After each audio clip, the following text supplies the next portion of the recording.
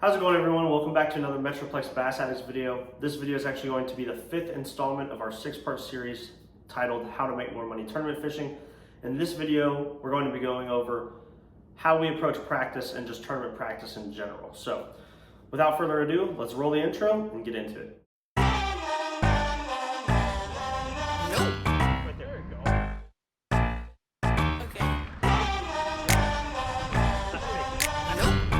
What? Why? I think I like it. All right, everyone, so jumping right into things, tournament practice. How do you approach it? What do you look for? What are you trying to accomplish? These are all questions that we're going to answer how we go about it in this video. So first and foremost, practice is different for every tournament. It's different based on the time of year. And it's different based on the lake or water body that you're fishing, right? But just a few general rules that Ian and I like to use in practice, regardless of where we're at. We spend a lot more time in practice looking, whether that's at our electronic screens or just with our eyes looking into the water and looking around the lake, than we do actually casting and fishing. You're not there to catch 25 pounds in practice, right? You don't get money, you don't get a trophy, you don't get any recognition for winning practice. So the main thing about practice is just utilizing your time to the best of your ability to find what you think gives you the best chance to win the tournament or to do well in the tournament. Whether the tournament's the next day, the next weekend, several days from now, it doesn't matter. So typically how Ian and I approach practice, we get on the water, and actually, before that, there's a lot of things that go into practice before you get to the water, right? And we've covered that in the last 2 videos in this series with the technology video and the homework video. There's a lot that goes into preparing for a tournament and a tournament practice before you ever even leave your house or get to the water body where you're fishing. Looking at the map of the lake beforehand, we use 2 different maps. We use the Navionics web app, or not web app, the Navionics map on the Navionics app on our phone, which shows depth and contours. So we use that to kind of get an idea of what the bottom of the lake looks like, right? Figure out where there's points, where there's ledges, where there's channel swing banks, where the deep water is, where the shallow water is, where flats are. It just depends on the time of year. And then we use Google Earth Pro, and we use the feature to draw the lake back, to go back in time and find time periods where the lake was low, so that we can find cover in the water that might hold fish.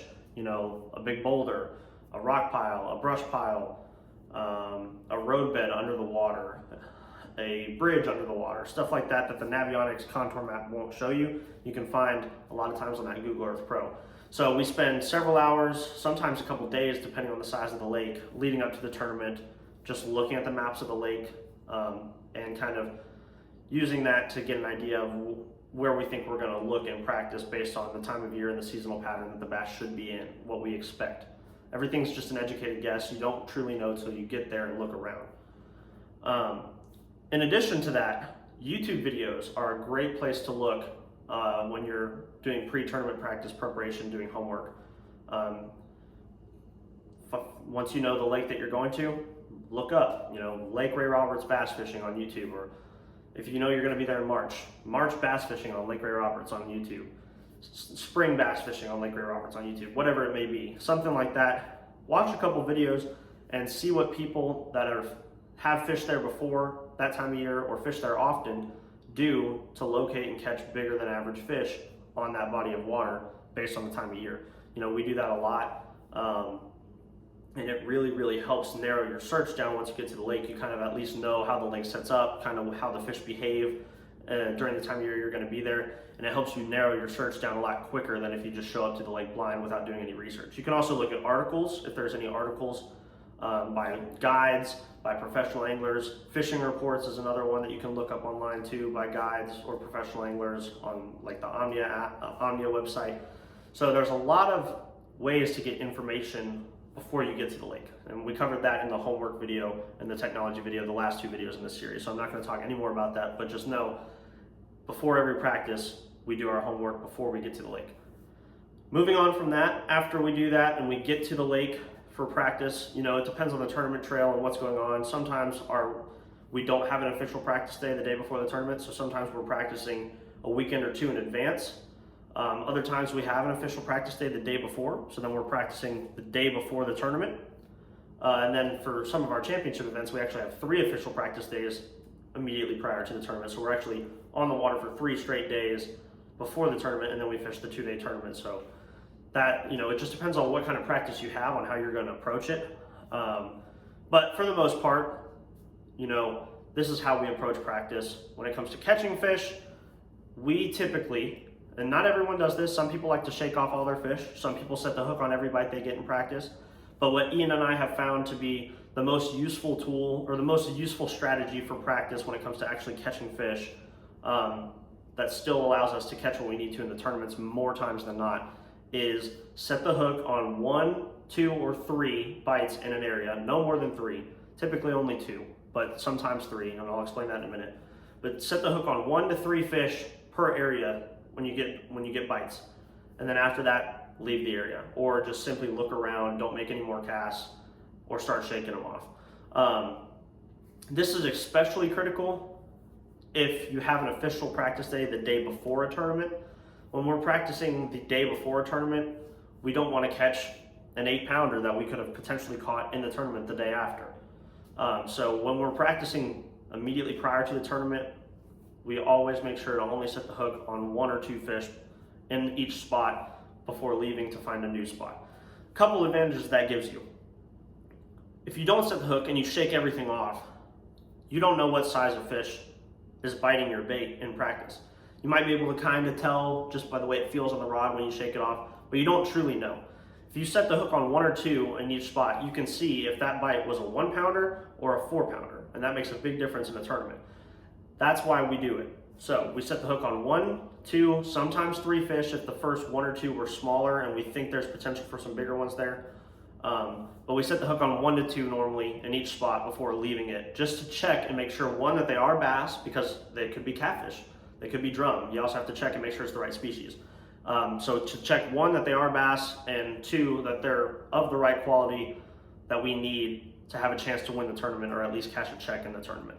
So that's the biggest thing with practice. Now, if we're practicing, like say on Bass Champs, when you don't, well now you do, but before, in the years past when we fished Bass Champs and you weren't allowed a Friday practice day, the day before the tournament, you had to practice the weekend before, or even before that. Sometimes 2 or 3 weeks before the tournament, we would be practicing.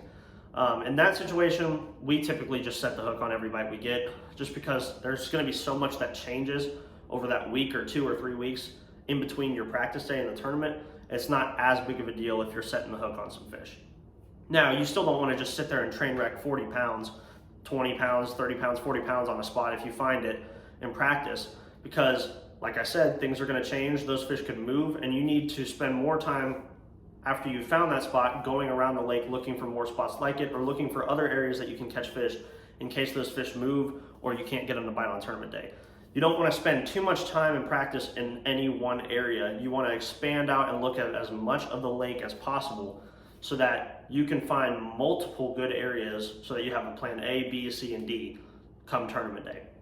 Or so that you can just have a milk run of spots that you know you're going to catch big fish at each spot, and you can put together a whole tournament game plan based on that. If you spend 4 hours in practice on one spot, you've already wasted half your practice day looking at one spot when you could have been running around the lake and you could have found 5 to 10 more spots like it if you had decided not to stay there. Which, that's a mindset thing. It can be hard because, ultimately you want to catch fish. Even when you're practicing, everyone wants to catch fish. It's a lot more fun to catch 20 pounds than to catch 1 4-pounder and then spend the rest of the day idling and maybe catch 1 or 2 more. It's a lot more fun to just sit on that spot and keep catching them. But when you're preparing for a tournament, you have to keep the tournament and winning the tournament and doing well in the tournament as your goal. And you have to teach yourself to have the discipline to make decisions in practice that are going to help you in the tournament, and be patient with that decision, be confident in that decision, and not let the urge to just catch as many fish as you can and have that great day on the water during practice cloud your judgment. So that's kind of how we approach practice in that sense. Like I said, set the hook on 1 or 2, maybe 3 in a spot, move on, start looking for other spots like it. The more spots you can find like it, or the more area, and it doesn't even have to be spots like it, but just the more areas on the lake that you can find that you can catch quality fish in, you're obviously setting yourself up better for the tournament. Because another thing that you have to think about, not only is the weather going to change potentially, especially if you're practicing a couple weeks in advance, but also in practice, a lot of people are shaking fish off. People are spread out, running all over the lake, looking everywhere. They're not really sitting on their best spots for any extended period of time. So just because you found that spot in practice and you didn't see anyone on it doesn't mean that somebody else didn't find it too at a different time, and they just weren't there because they're trying to find other stuff. In the tournament, you may have 3 other boats on that spot with you that weren't there in practice, but they found it in practice as well. So finding multiple spots that you can catch fish on is another advantage is another critical part of practice, just because if you get a late boat draw and you can't get on your first spot, if you don't have any more, then you're just fishing by the seat of your pants. Whereas if you spend the time in practice to find 5, 8, 10, 12 good spots, if you pull up to your first 1 or 2 spots and you can't get on them because there's 3 boats on them, you don't immediately start spiraling. You're like, okay, these spots are taken. Good thing I have 3 to 6 more just like it that I can run to and still be confident that I'm going to catch fish. So you have to really strategize and take all those factors into consideration. You have to consider the fact that other people might find your spot. You have to make sure that what is on your spots are bass and not some other species of fish, and that they're worth your time. They're big enough bass to give you a chance. And then obviously you also have to take into account the weather. And this one's especially important, the weather and the time of year, but this one's especially important when you're practicing a week or 2 or 3 in advance of the tournament. It's still important if you're practicing the day before, but if you're practicing the day before, you pretty much know what the weather is going to be doing the next day for the tournament, so it makes it easier to think about. But if you're practicing 2-3 weeks in advance for the tournament, you don't really truly know what the weather is going to be like. You might have an educated guess based on the forecast, but that could change. So you want to just really think about the time of the year that you're fishing, and especially what the time of year will be on the tournament day, and make an educated guess or prediction on what you think the bass are going to be doing for the tournament 2 or 3 weeks away, based on the weather pattern that's happening right now, what's forecasted, and the time of year, and what the seasonal pattern of the bass are and what they're trying to accomplish. So as an example, sometimes for our Cedar Creek tournaments that Ian and I have done well on in the past, we've gone out and practiced 2.5-3 weeks in advance for the tournament in like mid-March, but the tournament's the first week of April, right? So when we get there in practice, the water temperatures are 52 to 55 degrees. We'll just say something like that, right? But looking at the weather, we can see that over the next 3 weeks leading up to the tournament, it's going to be warm. It's going to gradually get warmer. It means that water temperature is going to rise. It's spring. The days are getting longer. The full moon's coming. It's getting later into the year. Those bass are thinking about spawning. And so instead of practicing a spot that we would expect to catch the fish on in 52 to 55 degree water when we're there in practice, a pre-spawn spot, which we will still check a couple, but we're going to check just as many, if not more, areas where we think the bass will move up to spawn, because we expect and are theorizing that by the time the 3 weeks passes and we get to the tournament day and all that warm weather has come through the area, the water temperature's warmed up a couple degrees, got a full moon on the way, it's getting later in the year, the days are longer, we expect more of the bass to make a push to the bank to spawn. So we're trying to locate and find areas 3 weeks before in practice that will be good 3 weeks later in the tournament, based on the weather conditions and the time of year that the tournament is taking place in. So no matter what, you always want to be practicing in areas and looking for areas in practice that you think are going to provide what you need to win the tournament on the tournament date. You don't want to catch fish in practice that aren't going to be there 3 weeks from now. You want to practice where you think the fish are going to. Because if you practice where the fish are now and they move, then you have to re-catch back up to them. But if you get ahead of them and you identify like, hey, this is a spawning flat in the back of this cove, right now the fish are out on this point, but in 3 weeks they're probably going to be back here. Now you're already ahead of the game. So there's a lot to consider when practicing for tournaments, but that's kind of how we approach it, right? So we use all of our tools, our electronics, on our graphs, our mapping, our down scan, our side scan, clear view, traditional sonar, live scope perspective mode, forward view. We use it all together, like I said in the last video, in the technology video, and we use all of the parts that we've kind of been putting together in this series so far, studying articles online written by professional anglers or guides on fishing during that time of year or under those weather conditions. Watch YouTube videos or read articles about the lake, about fishing the lake that time of year. Get on your Navionics app or on Google Earth Pro, do your map study before you get to the lake, and take all that information with you to the lake when you get there for practice, and then start to piece it together piece by piece as you run around and look at the lake, look at all these different spots, catch a few fish, and kind of piece it together for when the tournament will happen.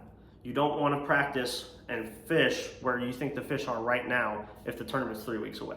Now on the flip side, if you're practicing the day before the tournament, then odds are the fish aren't going to move too much. There's obviously exceptions to that. If you have 80-degree day on practice day with no wind, bright sun, and then overnight a giant rainstorm comes in, drops it to 40 degrees outside and blowing 30 with cloud cover, the fish will move a little bit, or at least they'll get set up slightly differently on spots. And that's just something that takes time on the water to be able to kind of recognize and predict.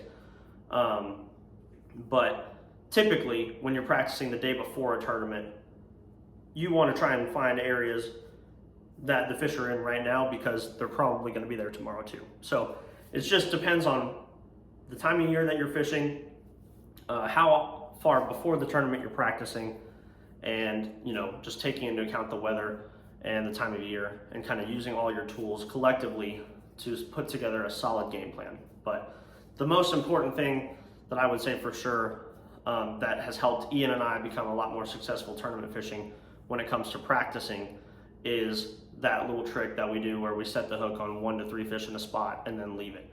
We've heard horror stories of people shaking off their fish. I've actually heard this from a couple professional anglers before too, where they found a school of fish offshore in a summer tournament and they threw their bait out there and they shook them off, and then they went back there the next day in the tournament and they were pike or they were drum, and all of their practice time that they put into finding that spot and that school of fish ended up being wasted because it wasn't the right species of fish. Or they were dinks and they couldn't use them in the tournament anyway because they were too small.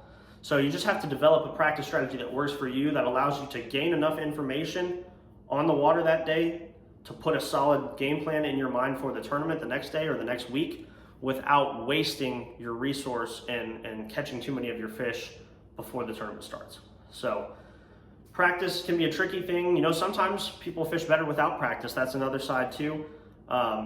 Sometimes people fish better when they just show up to the tournament and fish the moment, just analyze the conditions, the time of year and the conditions and what's going on the lake that day, and break it down that day. And Ian and I have done that before too. We've had success, with and without practice. But I would say there's more consistency for most people in being able to go to the lake beforehand and practice, just because you're at least able to see what the water clarity looks like, see what the water temperatures are, and kind of get a feel for what the fish are doing based on that information before the tournament. So it allows you to just strategize that much more.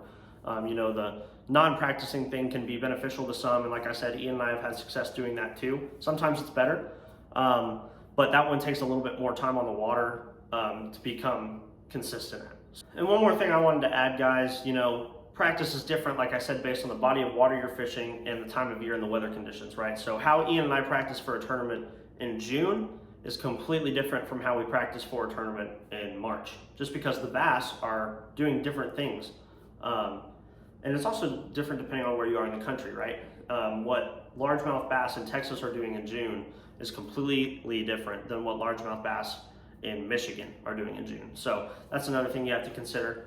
But when we expect the bass to be shallower, during the spawn, during the late fall, times of the years where we expect to be fishing shallow because the seasonal pattern and the behavior of the bass indicates that's where they should be.